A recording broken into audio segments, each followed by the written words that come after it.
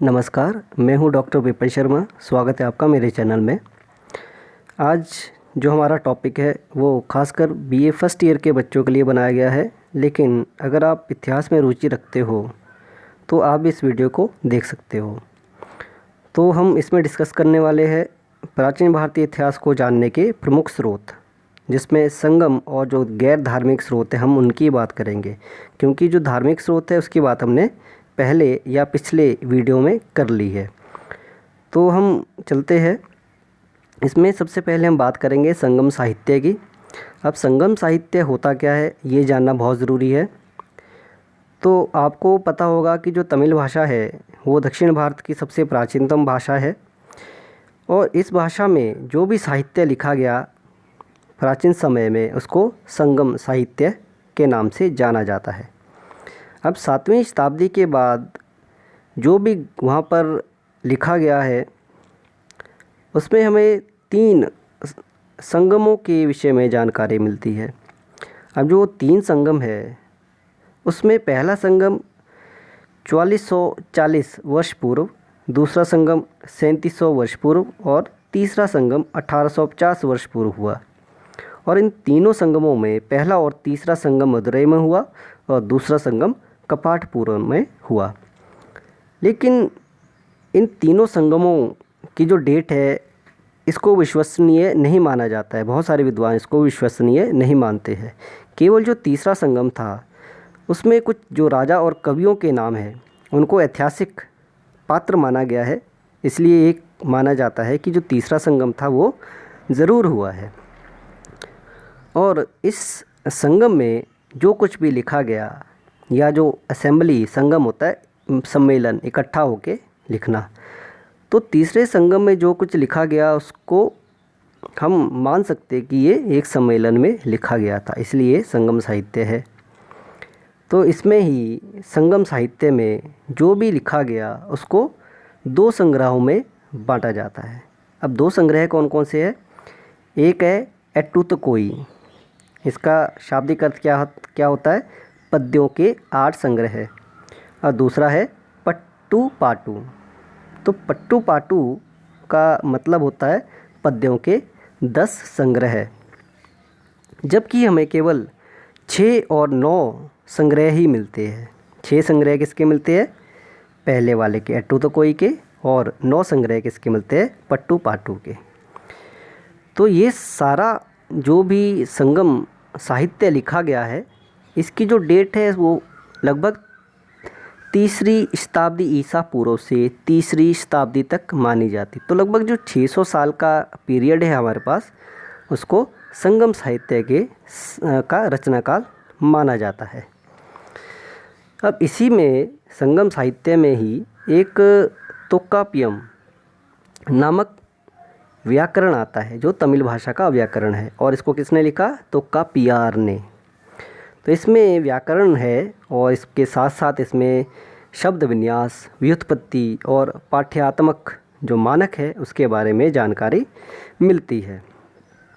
तो जितना भी संगम साहित्य है इसको 2 श्रेणियों में बांटा जाता है, क्योंकि ये सारा काव्य है। तो काव्य को 2 भागों में बांटा गया है। एक को कहा जाता है अक्कम और दूसरे को कहा जाता है पूरम। तो अक्कम का जो विषय है वो प्रेम है और पूरम का विषय है युद्ध। लेकिन कुछ इतिहासकार ये भी मानते हैं कि पूरम में युद्धों के साथ साथ नैतिक शास्त्र, राजनीति, समाज, शासक आदि विषयों पर चर्चा की गई है। तो ये सारी रचनाएं लगभग 30 महिलाओं सहित 473 कवियों ने लिखी, और इनकी कितनी रचनाएं हैं? टोटल 2381 रचनाएं। तो 2381 रचनाएं हमारे पास तमिल साहित्य में मिलती है। और तमिल साहित्य में जो लिखा गया है वो केवल किसी एक समुदाय के लोग ने नहीं लिखा है, इसमें कई समुदाय के लोग थे। जैसे इसमें शिक्षक भी थे, व्यवसायी भी थे, बढ़ई भी थे, ज्योतिष, सुनार, लोहार, सैनिक, मंत्री और शासक, लगभग हर समुदाय के लोगों ने संगम साहित्य में अपना योगदान दिया है, महिलाओं ने भी। ठीक है। अब होता क्या है कि 5वीं सदी के बाद मतलब 5वीं शताब्दी के बाद बहुत सारी नैतिक और दार्शनिक उद्देश्यों पर किताबें या ग्रंथ लिखे जाने लगे। तो इसी दौरान तिरुवल्लुवार नामक एक विद्वान ने तिरुकुराल एक ग्रंथ की रचना की। और साथ ही साथ पाँचवीं और छठी शताब्दी में तमिल में 2 महाकाव्यों का भी निर्माण हुआ। अब ये 2 महाकाव्य कौन कौन से हैं? एक का नाम है शीलपद्दिकडम और दूसरे का नाम है मणिमेकलय। ठीक है, फिर हम आगे देखते हैं कि अब क्या होता है। अब जो पूर्व मध्य काल है, पूर्व मध्य काल जिसको आप अर्ली मिडिएवल इंडिया या अर्ली मिडिएवल काल कहते हो, पीरियड कहते हो, इस समय वैष्णव और शैव संतों ने लिखना शुरू किया। अब वैष्णव होते जो विष्णु को मानते हैं, शैव होते जो शैव को मानते हैं। तो इनको तमिल में वैष्णव को आलवार कहा जाता है और शैव को नायनार या नैनमार कहा जाता है। अब इन्होंने जो भी रचनाएं लिखी, पहले हम वैष्णव की बात करेंगे। वैष्णवों ने जो भी रचनाएं लिखी, इनको बाद में 10वीं शताब्दी में नाथ मुनि ने अपने ग्रंथ नल हीरा दिव्य प्रबंधन में संकलित किया। दूसरा ग्रंथ इन्होंने जो वैष्णव संत थे उनके जीवन पर लिखा है, इसको कहा गया आलवार वैभवम। फिर जो नायमार संत है या शैव संत है, उनका जो भी लिटरेचर था, जो भी उनके रचनाएं थी, उसको नाम्बी अंडार नाम्बी ने तिरुमुरई में संकलित किया। तिरुमुरई क्या एक ग्रंथ का नाम है।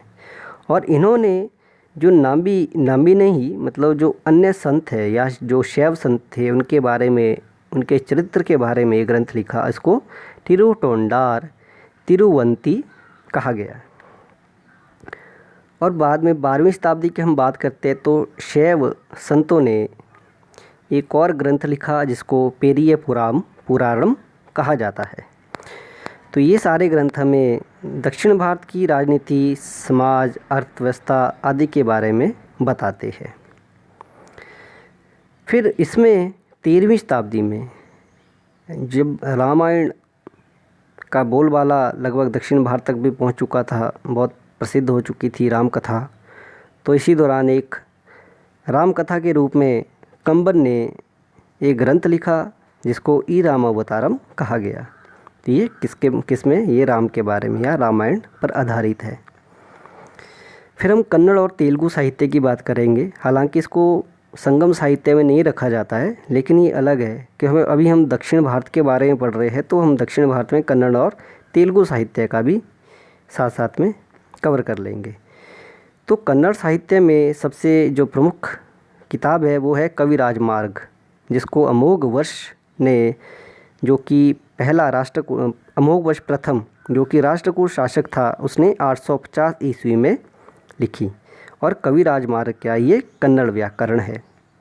तो कविराज मार्ग में अमोघ वर्ष ने इससे पूर्व अन्य जो रचनाएं थी उनके बारे में भी बताया है। और फिर कर्नाटक में जैन धर्म का बहुत प्रभाव था, जैन धर्म का ये केंद्र रहा है, इसलिए जैन बहुत सारे ग्रंथ यहाँ पे लिखे गए। इसमें 3 बहुत ही विख्यात कवि थे जिनका नाम पंपा, पोन्ना और रन्नाथ है। तो इन्होंने कई जैन पुराणों की रचना की। तो पंपा ने आदि पुराण लिखा, जो हमारे ऋषभदेव थे, आदिनाथ जिनको कहा जाता है, पहले तीर्थंकर, उनके बारे में है। फिर इसने विक्रमार्जुन विजय लिखा, ये भी एक ग्रंथ है। पोन्ना जो है संस्कृत और कन्नड़ के दोनों भाषाओं में ये विद्वान थे और इनकी उपाधि थी उभय कवि चक्रवर्ती। फिर इस समय चामुंडराय ने, जो कि एक उच्च अधिकारी थे, उन्होंने त्रिषष्टि लक्षण महापुराण लिखा, जो कि 24 तीर्थंकरों के जीवन पर आधारित है। फिर 12वीं शताब्दी में नागचंद्र और अभिनव पंपा ने रामचंद्रचरित पुराण लिखा, जो कि राम कथा पर आधारित है।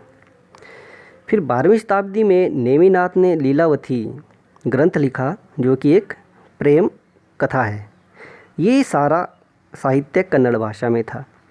फिर हम तेलुगु की बात करेंगे।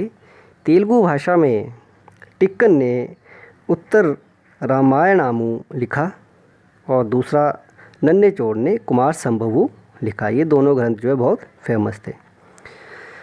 फिर हम आगे चलते हैं। आगे हम गैर धार्मिक स्रोतों की बात करेंगे। गैर धार्मिक स्रोतों में हमारे पास कुछ जीवनचित, हम कह सकते हैं व्याकरण, नाटक, कहानी संग्रह उपलब्ध है। तो इसमें सबसे पहले हम व्याकरण देखेंगे जो पाणिनि ने लिखा है। इसका नाम है अष्टाध्यायी। ये लगभग 5वीं शताब्दी ईसा पूर्व लिखा गया था। फिर पतंजलि ने महाभाष्य लिखा है, लगभग 2री शताब्दी में लिखा। कौटिल्य ने अर्थशास्त्र लिखा है। अर्थशास्त्र जो है ये भी लगभग 3री शताब्दी ईसा पूर्व मतलब मौर्य काल में लिखा गया, जो मौर्य के बारे में जानकारी देता है। शूद्रक ने मृच्छकट्टिकम लिखा। मृच्छकट्टिकम में मतलब एक ये नाटक है। और फिर भास ने पंचरात्र, दूत वाक्य, बालचरित और स्वप्न वासुदत्त जैसे ग्रंथ लिखे। कालिदास ने अभिज्ञान शाकुंतलम, मालविका अग्निमित्रम, विक्रमोर्वशीयम, ये 3 नाटक है। और रघुवंशम, कुमार संभव और मेघदूत क्या है, ये कविताएं हैं। कमंडक ने नीति शास्त्र लिखा। विशाख दत्त ने 2 नाटक लिखे, एक का नाम है मुद्रा राक्षस और दूसरे का नाम है देवी चंद्रगुप्तम। विष्णु शर्मा ने कहानियों का संग्रह लिखा है जो पंचतंत्र नाम से जाना जाता है। इसी तरह से कहानियों का एक कथासृत सागर एक और ग्रंथ है जिसको सोमदेव ने लिखा। आर्यभट्ट ने खगोल पर एक ग्रंथ लिखा है जिसका नाम आर्यभट्टिया है। इसी तरह वराहमिहिर ने भी वृहत संहिता खगोल पर लिखी है। कात्यायन ने कामसूत्र लिखी है जो शहरी जो लाइफ है हमारी उसके बारे में बताती है। चरक और सुश्रुत ने चिकित्सा पर लिखा है। भरत ने नाट्य पर नाट्यशास्त्र लिखा है। पराशर ने कृषि पर आधारित कृषि पराशर लिखा है। बाणभट्ट ने 2 ग्रंथ लिखे हैं, एक का नाम है हर्षचरित जो राजा हर्ष के बारे में है और दूसरा कादंबरी। फिर राजा हर्षवर्धन ने रत्नावली, प्रियदर्शिका, नागानंद 3 नाटकों का संकलन किया या इसने लिखे। वाकपति का गौड़ भाव जो है कन्नौज के राजा यशोवर्मन के जीवन पर आधारित है। बिलहर ने विक्रमांक चरित किताब लिखी। फिर हम आगे चलते हैं। विज्ञानेश्वर ने मिताक्षरा लिखी है, ये भी एक किताब है। फिर अतुल ने मूषिक वंश ये केरल पर आधारित है ये किताब। फिर संध्याकानंदी ने रामचरित लिखी है। रामचरित जो है रामपाल, ये पाल शासक था बंगाल का, उसके जीवन पर आधारित है। चंद बरदाई ने पृथ्वीराज रासो, ये भी एक जीवनी है, जीवन कथा ही है पृथ्वीराज चौहान के बारे में। जनक ने भी पृथ्वीराज विजय जो कि पृथ्वीराज चौहान पर ही लिखी गई है।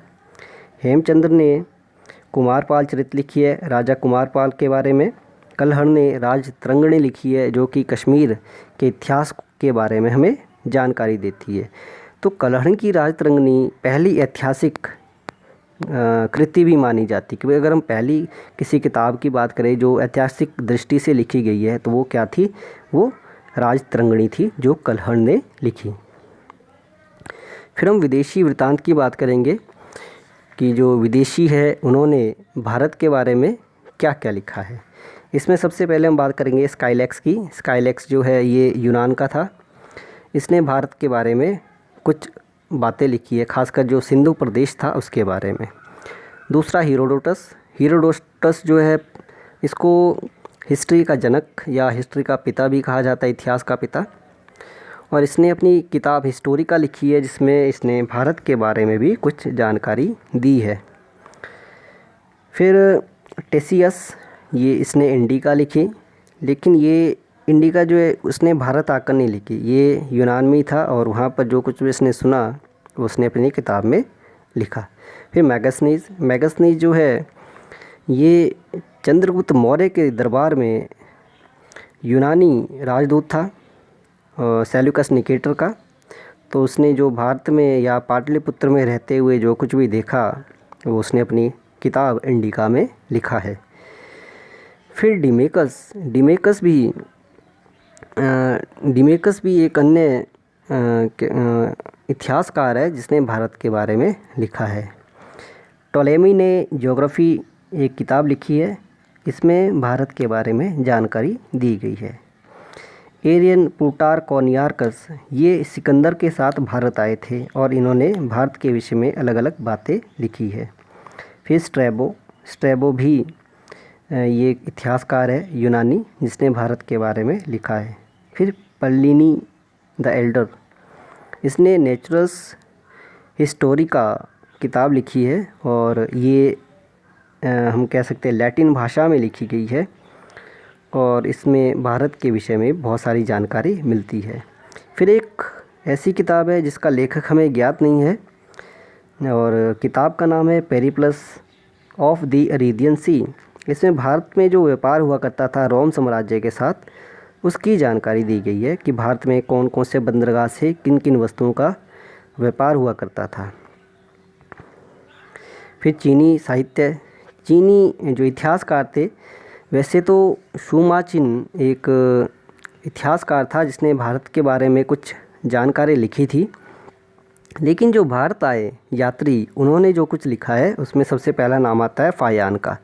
तो फायान जो है चंद्रगुप्त द्वितीय के काल में भारत आया था और 405 से 411 ईस्वी तक ये भारत रहा। इसने भारत में जो कुछ भी देखा वो अपने ग्रंथ फोकोकी में लिखा। दूसरा था वेनसांग हर्षवर्धन के समय में भारत आया जो कि 630 से 644 तक भारत में रहा और इसने अपना यात्रा वृत्तांत सीयूकी में लिखा।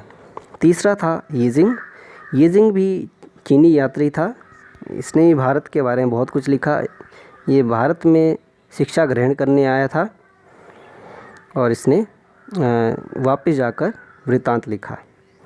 चौथा तिब्बत से एक अन्य बौद्ध भिक्षु या बौद्ध धर्म का उपासक हम कह सकते वो आया था जिसका नाम था तारानाथ, और तारानाथ ने भी अपना यात्रा वृत्तांत भारत के बारे में लिखा है।